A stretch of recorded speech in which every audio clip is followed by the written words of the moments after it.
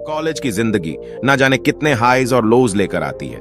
Marks, exams और भविष्य का दबाव, और फिर वो सब ऊपर से डिप्रेशन का भी साथ। इस कहानी में एक कॉलेज स्टूडेंट की जिंदगी की स्ट्रगल्स और उनकी जर्नी को देखते हैं। चलो आओ देखते हैं कैसे वो डिप्रेशन से लड़ते हुए अपने रास्ते को ढूंढते हैं। सुरेश पढ़ने में बहुत होशियार था, एग्जाम भी अच्छे गए थे, लेकिन 1 महीने की बीमारी ने उसको आत्महत्या के लिए मजबूर कर दिया। हुआ यूं कि सुरेश होनहार स्टूडेंट था, ठीक ठाक मेहनत करता था और ध्यान से पढ़ता था, जिस कारण उसके अच्छे नंबर आते। इस क्वालिटी को देखते हुए टीचर्स ने समझाया कि तुम MBBS की तैयारी करो। सुरेश को अपने आप पर पूरा भरोसा था। उसने 2 साल मन लगाकर मेहनत की, सब बढ़िया चल रहा था। अचानक साल के अंत में सुरेश को टाइफाइड हो गया और 1.5 महीने तक वह बीमार पड़ा रहा। जब सुरेश ठीक हुआ तो जोर शोर से पढ़ाई में लग गया और किसी तरह कोर्स खत्म करके परीक्षा में शामिल हुआ। रिजल्ट आया तो सुरेश का सिलेक्शन केवल 3 नंबर से रह गया था। शुरू में तो सुरेश संतुष्ट था। टीचर्स ने भी समझाया कि तुम चिंता मत करो, कम तैयारी में तुम अच्छे नंबर लाए हो, अगले साल तुम्हें अच्छे कॉलेज में सीट मिल जाएगी, बस मन लगाकर पढ़ो और मॉक टेस्ट देते जाओ। सुरेश को सब बातें समझ में आ रही थी, चिंता की कोई बात नहीं थी, लेकिन वह खुश नहीं था। उसके जिगरी दोस्त जिनके साथ वह पढ़ता था, वह सब मेडिकल कॉलेज पहुंच गए थे। दोस्तों के व्हाट्सएप स्टेटस पर सफेद कोट वाले फोटो देखकर उसे चिढ़ भी होने लगी थी। जाने अनजाने में सुरेश खुद को दोस्तों से कंपेयर करने लगा, फिर शिकायत करने लगा कि मेरी किस्मत ने साथ नहीं दिया। अब जब कोई छोटी मोटी दिक्कत आती तो सुरेश उसे सुलझाने की बजाय किस्मत को कोसने लगा कि अरे मेरी किस्मत ही खराब है। सुरेश मेहनत तो इस साल भी कर रहा था, घंटों टेबल कुर्सी पर बैठा रहता, लेकिन अब उसका मन पढ़ाई में नहीं लगता। इस बार उसने पूरा कोर्स रिवाइज करके एग्जाम दिया, लेकिन जब 3 महीने बाद रिजल्ट आया तो उसके नंबर पिछले साल से भी कम आए थे। असफलता के कारण सुरेश पूरी तरह फ्रस्ट्रेट हो गया। वह कभी अपनी किस्मत को तो कभी ईश्वर को कोसता रहता। वह बार बार खुद से दोहराता, इतनी मेहनत के बाद भी सिलेक्शन नहीं हुआ, मेरे साथ धोखा हुआ है। वह दिन भर अतीत के बारे में सोचता रहता। अगर कोई टोक दे तो उसे पूरे दिन बुरा लगता और वह बदला लेने की सोचता। उसके बदले व्यवहार के कारण लोगों ने उसे समझाना भी छोड़ दिया था। एक दिन सुरेश पूरी तरह हताश होकर एक पहाड़ की तरफ चल दिया कि ऐसे जीने का क्या मतलब जब मन को चैन नहीं मिल रहा। सुरेश काफी देर तक चोटी के किनारे खड़ा रहा। उसे समझ नहीं आ रहा था कि मैं क्या करूं, कैसे छलांग लगाऊं। तभी पीछे से आवाज आई। पीछे से वह आवाज नहीं, आज्ञा थी। सुरेश के पैर अपने आप पीछे हट गए। उसने पीछे मुड़कर देखा तो एक अधेड़ उम्र का योगी या साधु जैसा दिखने वाला आदमी खड़ा है। योगी तो एक नजर में ही सब कुछ समझ गया था। उसने पूछा, क्या हुआ तुम्हारे साथ जो तुम कूदने जा रहे थे? सुरेश ने सारी बात बता दी। आज पहली बार सुरेश ने अपने मन का दुख किसी के साथ बांटा तो उसे काफी हल्का महसूस हुआ। योगी ने सुरेश से कहा, यह बहुत छोटी समस्या है जिसे तुमने बड़ा बना लिया है। अगर तुम चाहो तो मैं इस परेशानी का आसान हल दे सकता हूं। सुरेश ने कहा, मुझे जल्दी बताइए, मुझे क्या करना होगा? मैं हर हाल में बुरी बातों और असफलता को भूलना चाहता हूं। योगी ने कहा, मेरी कुटिया पास में ही है, वहीं बैठकर बात करेंगे।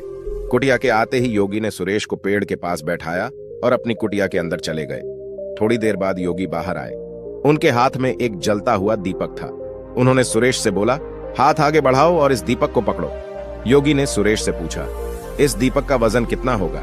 सुरेश ने कहा, कुछ खास वजन नहीं है इस दीपक में। योगी ने कहा, कुछ देर इस दीपक को यूं ही पकड़े रहो, बस अपने नजदीक मत लाना।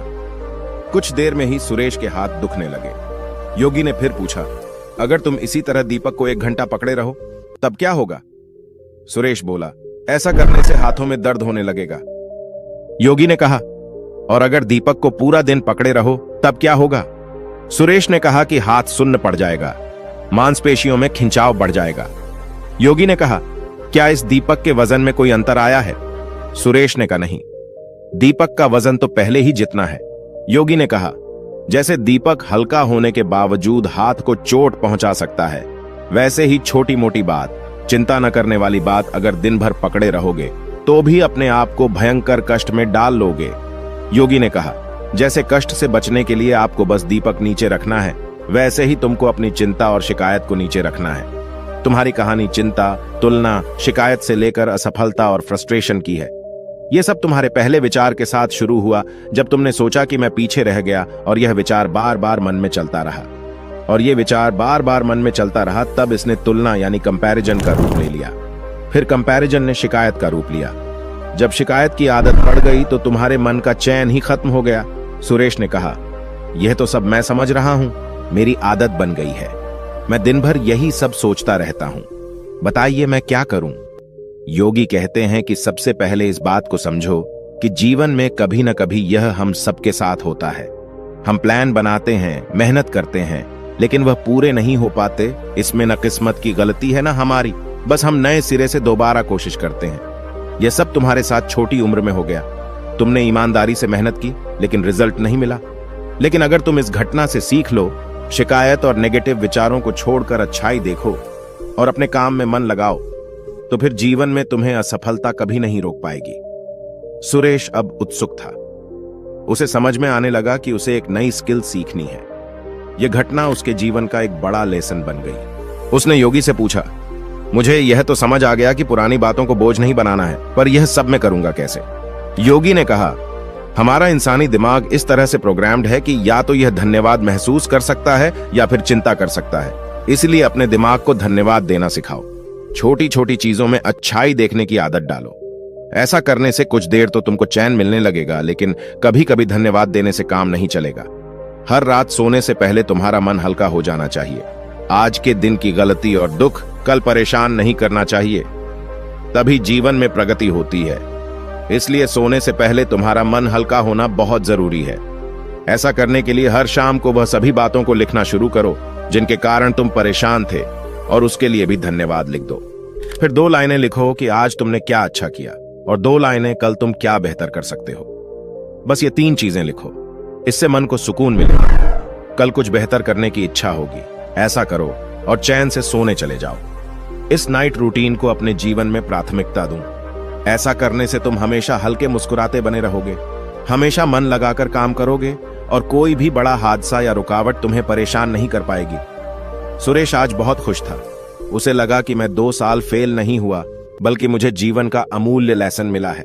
उसे लगने लगा, अब जो भी होगा, जो भी मुश्किल आएगी, मुझे आगे बढ़ाएगी और एक बेहतर इंसान बनाएगी। उसने अपने मन में नोट किया कि मुझे हर रात बस 3 बातें लिखनी है।